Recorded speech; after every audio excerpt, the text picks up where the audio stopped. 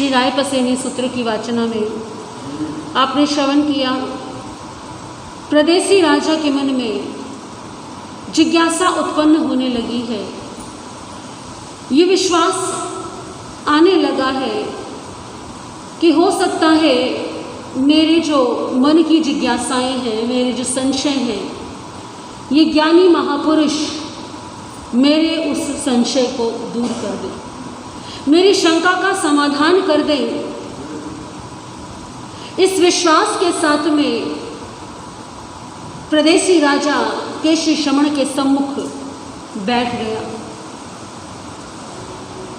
अपने मन को खोलने लगा, अपने मन की जिज्ञासा रखी जीव और आत्मा के विषय में। केवल प्रश्न और समाधान यही पर्याप्त नहीं है। जब तक प्रश्नकर्ता को उस समाधान पर पूर्ण विश्वास न हो, तब तक समाधान पूरा नहीं होता। प्रश्नकर्ता को तर्क करने का अधिकार है, प्रश्नकर्ता को अपनी बात रखने का अधिकार है, अपने मत के समर्थन में अपना पक्ष सिद्ध करने का अधिकार है। और उस अधिकार का प्रयोग करते हुए प्रदेशी राजा ने केशी श्रमण के सम्मुख ये बात रखी कि मेरे दादाजी बड़े अधार्मिक थे, क्रूर थे। लोग कहते हैं कि वो नरक में गए होंगे, क्योंकि यही इस संसार में या तो व्यक्ति ये कहता है कि अच्छे कर्म करेंगे तो स्वर्ग मिलेगा और बुरे कर्म करेंगे तो, एक तो ये पक्ष है, और दूसरा पक्ष ये है कि लोग कहते हैं कि कोई स्वर्ग नरक नहीं होता। तो जो स्वर्ग नरक को मानते ही नहीं हैं या जो आत्मा के अस्तित्व को स्वीकार ही नहीं करते, उनके लिए तो स्वर्ग और नरक की अवधारणा ही खंडित हो गई। परंतु जो मानते हैं स्वर्ग और नरक, प्रदेशी राजा नहीं मानता। जीव और आत्मा को अलग, शरीर और आत्मा को अलग नहीं मानता, और इस कारण से वो कहता है कि लोग ऐसा कहते हैं, और लोगों के कथन अनुसार तो मेरे दादाजी कहाँ गए होंगे? नरक में गए होंगे, वहाँ दुख भोग रहे होंगे। तो फिर वो आकर के मुझे समझाते क्यों नहीं, वो मुझे रोकते क्यों नहीं? यदि वास्तव में कोई नरक होता तो अवश्य मेरे दादाजी क्या करते? आकर के मुझे समझाते, रोकते, ताकि भविष्य में मुझे वो दुख ना मिले जो वो प्राप्त कर रहे हैं। वो नहीं आए कभी मुझे समझाने के लिए, वो नहीं आए मुझे कभी कहने के लिए। इसका अर्थ मैं क्या समझूं? आप भी यही कहेंगे ना? कई बार ऐसा मन में आता है कि हमने तो नहीं देखा, हम कैसे मान लें कि ऐसा होता है? जब तक हमने देखा नहीं तब तक हम स्वीकार नहीं करेंगे। तो प्रदेशी राजा भी यही कहता है कि मेरे दादा कहते तो मैं मान लेता, परंतु उन्होंने तो कभी कहा ही नहीं। केशी श्रमण समाधान करते हैं कि जो अपराधी होता है उसे अपराध का दंड भोगना ही पड़ता है।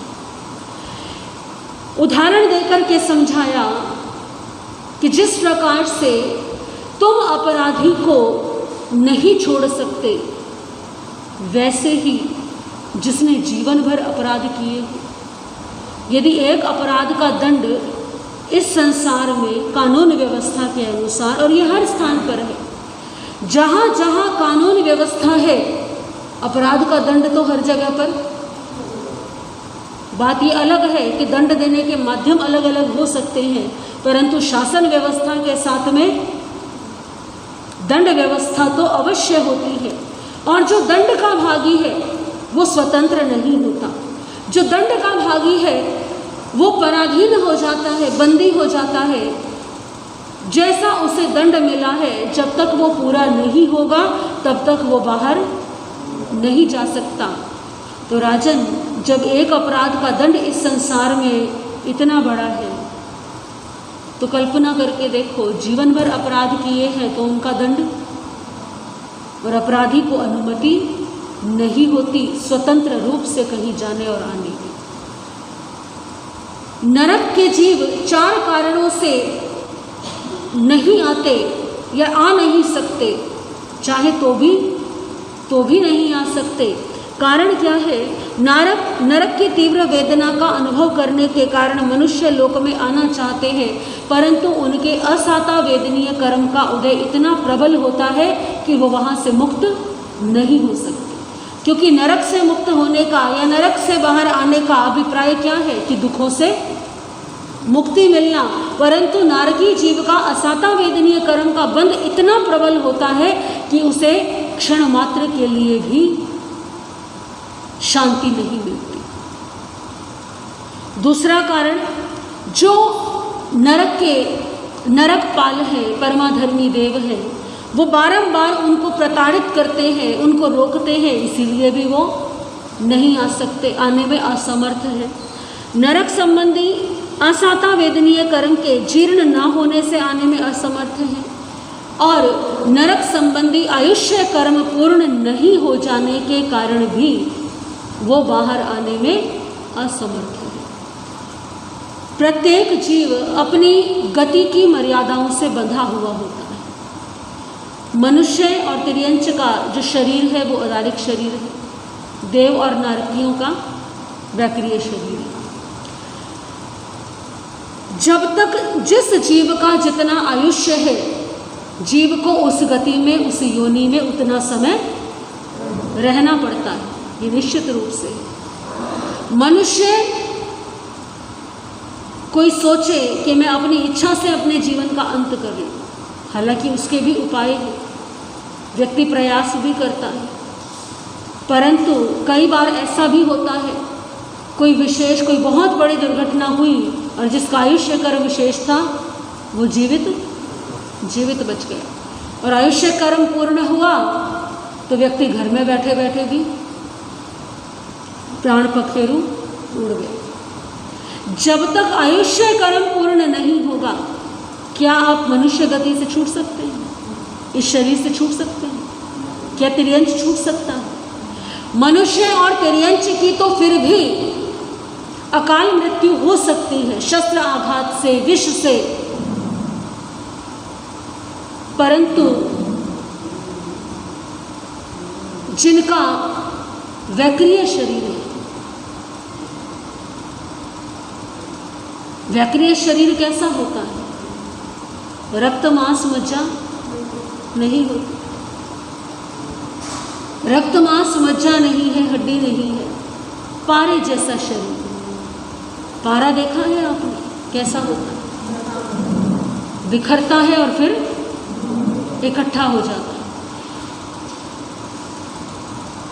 जब एकत्रित होगा तो आपको लगेगा ही नहीं ये अलग भी हुआ है। तो पारे जैसा शरीर छिन्न भिन्न करते हैं नरक के जीव उस शरीर को। नारकी जो परमाधर्मी देव है, या एक दूसरे से जब लड़ते हैं नारकी जीव तो एक दूसरे के शरीर पर आघात करते हैं, उसको छिन्न भिन्न करते हैं, परंतु पीड़ा तो होती है, परंतु कोई हानि। हाथ अलग किया और दोबारा से हाथ जुड़ गया। तो ऐसा शरीर होने के कारण नारकी और देव जितना जितना आयुष्य होता है वो आयुष्य पूरा भोगना ही पड़ता है। तो नरक संबंधी आयुष्य, जिसका जितना आयुष्य है, किसी का 10,000 वर्ष का है, तो जब तक वो 10,000 वर्ष पूरे ना हो जाए तब तक वो वहां से बाहर नहीं निकल सकता। वो नरक का आयुष्य उसके लिए दंड की अवधि है। दंड की अवधि होती है ना संसार में, किसी को सजा होती है 1 साल की, 2 साल की हो गई, 7 साल की हो गई, तो जब तक वो सजा पूरी ना हो, अच्छे व्यवहार के बल पर, सिफारिश के बल पर यहाँ तो फिर भी छूटा जा सकता है, परंतु वहाँ पर यहाँ तो व्यक्ति अपने धन का प्रयोग करके, अपने शक्ति का, सामर्थ्य का प्रयोग करके जेल में भी सुविधाएं ले लेता हूँ, परंतु वहाँ तो ऐसा कुछ भी नहीं। जितना आयुष्य है वो भोगना ही पड़ेगा। इसीलिए हे प्रदेशी, तुम्हारे दादाजी भी चाह करके भी वो आ नहीं सकते। इसका अर्थ ये नहीं है कि स्वर्ग और नर्क नहीं। ये तर्क निरुत्तर कर दिया केशी श्रमण ने प्रदेशी राजा। सोचने लगे प्रदेशी राजा, अब अपने मत में, अपने समर्थन में, अपने पक्ष में एक और अन्य तर्क दिया प्रदेशी राजा ने कि ठीक है, आपकी बात बिल्कुल उचित है कि नरक से मेरे दादाजी क्या है वापस नहीं आ सकते, वो मुझे नहीं बता सकते। परंतु मेरी दादी थी और मेरी दादी बड़ी धर्मात्मा थी, बड़ी भद्र महिला थी, धार्मिक थी, धार्मिक होकर के जीवन व्यतीत करती थी। उन्होंने अपने पूरे जीवन में कभी किसी का अहित नहीं किया, कभी किसी का बुरा नहीं सोचा, बुरा बोला नहीं, बुरा किया नहीं, दया करती थी सब पर, दान धर्म भी करती थी, सत्कर्म करने वाली वो स्त्री थी और सबकी धारणा के अनुसार वो यहाँ से अपने जीवन को पूरा करके स्वर्ग गई हूँ, क्योंकि अच्छे कर्मों का फल क्या मिलता है? स्वर्ग मिलता है, तो वो स्वर्ग गई होंगी। यदि वे आकर के मुझे कहें कि अच्छा कर्म करने से स्वर्ग मिलता है और बुरा कर्म करने से नरक मिलता है, तो मैं मान लूँगा कि आत्मा का अस्तित्व है, क्योंकि भोगने वाली कौन है? स्वर्ग या नरक के दुख भोगने वाली कौन है? शरीर तो यही छूट गया है, शरीर छूट चुका है यहाँ पर। अब यदि स्वर्ग में कोई गया है तो कौन गया है? आत्मा ही तो गई है। नरक में कोई गया है तो कौन गया है?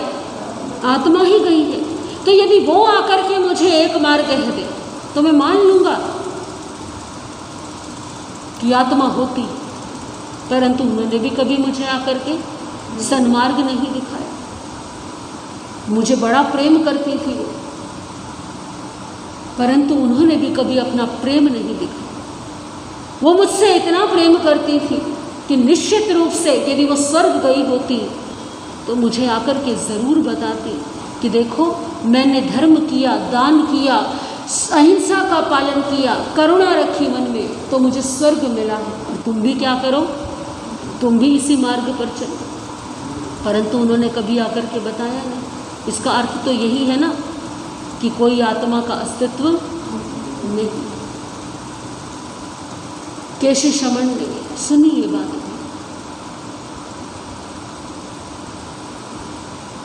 प्रश्न के बदले प्रश्न किया, प्रदेशी एक बात सुनो, कल्पना करो एक दिन तुम सुबह उठे, तुमने अपनी दिनचर्या का पालन किया, स्नान किया, स्नान करके सुंदर वस्त्र आभूषण पहने सुसज्जित हो गए, धूपदान तुमने हाथ में लिया और एक देवकुल यानी एक मंदिर, सुगंधित वातावरण है चारों ओर, पवित्र वातावरण है। मंदिर का वातावरण कैसा होता है? उपाश्रय का वातावरण कैसा है? देव स्थान का मतलब है एक शुद्ध स्थान, जहाँ पर प्रत्येक व्यक्ति शुद्धता का बड़ा ध्यान रखता है। आप भी कहीं जाते हैं धर्म स्थान में तो आप क्या सोचते हैं कि यहाँ क्या होनी चाहिए? शुद्धता होनी चाहिए। कोई अवांछित वस्तु, कोई ऐसी वस्तु हम ना लेकर के जाएं जिससे ये स्थान क्या हो जाए? गंदा हो जाए, अपवित्र हो जाए। आपके घर में भी पूजा का स्थान होता है, मंदिर होता है, या जहाँ आप बैठ कर के पाठ करते हैं वो स्थान होता है, तो आप वहाँ कैसा करते हैं? उस स्थान को साफ सुथरा रखते हैं, सफाई रखते हैं वहाँ की। वहाँ पर कोई गंदी चीज, मैली चीज वहां पर आप लेकर के नहीं जाते। प्रदेशी, तुम धूप दान लेकर के देवकुल में प्रविष्ट हो रहे हो, तुम जा रहे हो और उसी समय शौचालय में, विष्ठागृह में खड़ा हुआ एक व्यक्ति तुम्हें पुकारे और तुम्हें पुकार करके कहे कि यहाँ आओ, यहाँ बैठो, तो कैसा लगेगा? कैसा लगेगा बताइए? ये तो किसी के सामने भी स्थिति हो सकती है। ये प्रश्न तो कोई भी अपने आप से कर सकता है कि आपने स्नान किया, नहाए धोए, तैयार हुए हैं आप, मान लीजिए आप स्थानक आने के लिए ही तैयार हुए, तैयार हो गए,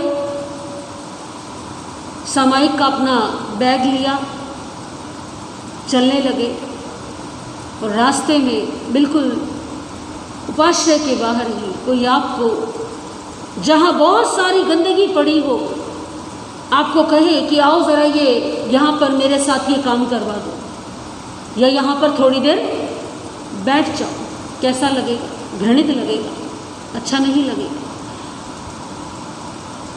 कैसा लगेगा राजन? क्या तुम ऐसा करोगे? क्या उसकी बात मानोगे? प्रदेशी राजा कहते नहीं, बिल्कुल भी नहीं मानोगे। क्यों नहीं मानोगे? क्योंकि वो स्थान अपवित्र है। मैं यदि वहां जाऊंगा, वहां बैठूंगा स्नान करने के पश्चात में,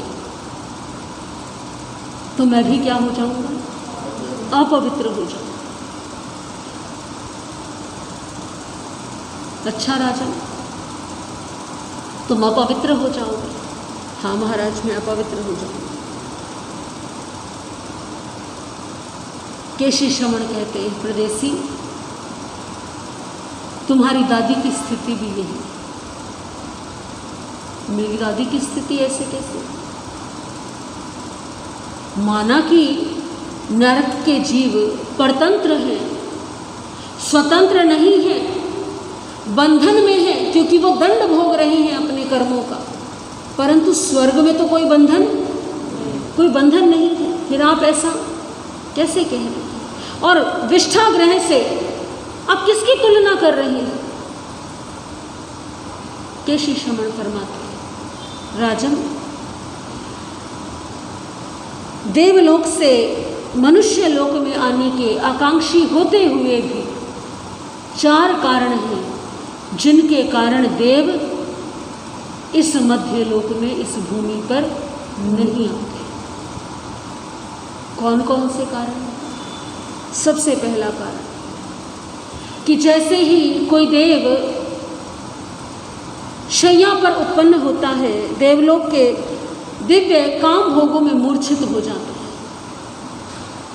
क्योंकि वहाँ सुख इतना है, सुख के साधन इतने हैं। आप कहेंगे ऐसा थोड़ी होता है, हमारा परिवार जो है उसका भी तो स्मरण होता ही है। एक उदाहरण से समझते हैं। आप कहीं घूमने के लिए,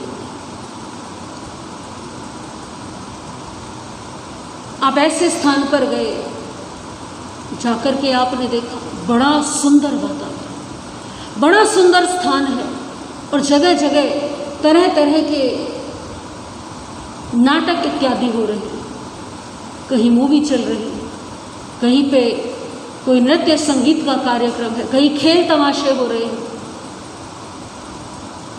तो आप अपने घर को याद करेंगे या पहले जो चीज़ें आपको नज़र आ रही हैं विस्मित होकर के उनको देखेंगे? ऐसे ही होता है। कोई एकदम से कोई बहुत सुंदर वस्तु सामने आ जाए तो व्यक्ति भूल जाता है बाकी सब चीज़ें। कई बार ऐसा होता है ना, आपको कोई बहुत ज़रूरी काम है, आपने निश्चय किया कि आज मैं ये काम करूं, मुझे ये करना है। इतने में ही क्या हुआ, आपके परिवार का एक सदस्य टीवी ऑन करके बैठा, टीवी ऑन है, आप वहाँ से गुजर रहे हैं, आपके कानों में शब्द पड़े, आपकी रुचि उत्पन्न हुई, आपने दृष्टि घुमाई, आपने देखा बड़ा अच्छा दृश्य चल रहा है और आप बैठ गए। ध्यान रहता है कितना समय बीत गया। कितनी बार होता है ना ऐसे। ठीक वैसे ही देवलोक में इस मनुष्य लोक से अधिक इतना सुख है कि देव इतने मूर्छित हो जाते हैं उन सुखों में, इतने लीन हो जाते हैं कि जब तक वो चिंतन करते हैं कि मुझे जाना है, मुझे अपने परिवार से मिलना है, तो तब बहुत लंबा समय व्यतीत हो जाता है। तो काम भोगों में लीन होने के कारण दूसरा कारण है कि जब किसी व्यक्ति को, मान लीजिए आज आपके पास एक घर है, छोटा सा घर है, कितना बड़ा हो, 2 कमरे 3 कमरे, एक कोठी होगी 400 गज की 500 गज की। आप कहीं गए और आपको बहुत बड़ा, बहुत सुंदर एक विशाल भवन आपको मिला, जहाँ सारी सुख सुविधाएं। अब आपको कोई चिंता नहीं, आप उस घर में रहने लगे। क्या आप अपने पुराने घर को याद करेंगे जो टूटा हुआ है, पुराना है, जर्जरित है? क्योंकि आपकी आसक्ति अब किसमें हो गई है? जो श्रेष्ठ आपके पास है। तो मनुष्यों के जो सुख है, यहाँ का जो राग है, वो देवताओं के लिए आकर्षण का कारण नहीं है। देवता उसकी इच्छा नहीं करते क्योंकि उससे ज़्यादा श्रेष्ठ उन्हें उपलब्ध है। और जब व्यक्ति को श्रेष्ठ उपलब्ध होता है, यदि किसी व्यक्ति को सुसज्जित थाली मिले भोजन करने के लिए, जिसमें 56 भोग, सुंदर सुंदर स्वादिष्ट भोजन हो, तो क्या उसे रूखी रोटी अच्छी लगेगी? कौन सी थाली का चयन करेगा व्यक्ति? जहाँ सुख ज़्यादा, जहाँ स्वादिष्ट ज़्यादा। तो मनुष्यों के जो काम भोग हैं, मनुष्यों के जो सुख हैं, उनके प्रति उनकी रुचि ही नहीं रहती। और जहाँ रुचि नहीं है, वहाँ व्यक्ति जीव जा भी नहीं सकता। आपके पास में ही कोई स्थान हो और आपकी रुचि वहाँ जाने की नहीं, तो आप जाएंगे वहाँ। बाहर से कितने ही लोग आ जाएं वहाँ, परंतु आपकी दृष्टि में उसका कोई महत्व नहीं। मनुष्य संबंधी जो राग है, जो प्रेम है, वो क्षीण हो जाता है। और ये संसार का नियम है, ये प्रकृति का नियम है कि व्यक्ति नए संबंध बनाता है, जीव नए संबंध बनाता है, तो पुराने संबंध क्या हो जाते हैं? क्षीण हो जाते हैं, हल्के हो जाते हैं। आप जीवन में कितने मित्र बनाते हैं? बचपन में भी बनाए होंगे, युवावस्था में भी बनाए होंगे, और अभी भी आपके कुछ ना कुछ मित्र अवश्य होंगे। कितने ऐसे मित्र हैं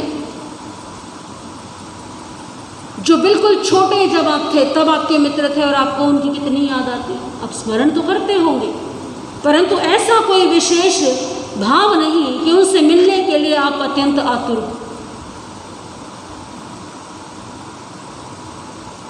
फिर जवानी में कोई मित्र बने, उस समय बड़ा प्रेम था उन मित्रों से, बड़ा स्नेह था, ऐसा लगता था कि इनके बिना तो जीवन ही व्यर्थ है। समय बीता, वो संबंध भी क्या हो गए? धीरे धीरे धूमिल हो गए। फिर वृद्ध अवस्था, पार्क में घूमते हुए फिर नए मित्र मिल गए, और अब तो लगता है जीवन में कि किसी से क्या ही मोह रखो। तो पुराने हो जाते हैं संबंध, तो धूमिल हो जाते हैं, धुंधले हो जाते हैं। ये तो मनुष्य जन्म की बात है। किसी जीव ने आयुष्य पूर्ण करके अगली गति में जन्म लिया है, तो पिछली गति का कितना महत्व रह जाएगा? जब तक आसक्ति बहुत अधिक ना हो, जब तक वचनबद्ध ना हो या बहुत विशेष कारण ना हो, तब तक देव धरती पर नहीं आते। कभी कभी देव ऐसा चिंतन करते हैं कि एक बार जाकर के अपने परिवार से मिल लें, परंतु साथी देव कहते हैं जरा रुको, थोड़ी देर में चले जाओ। वो भी चिंतन करते हैं, ठीक है थोड़ी देर में चले जाएंगे।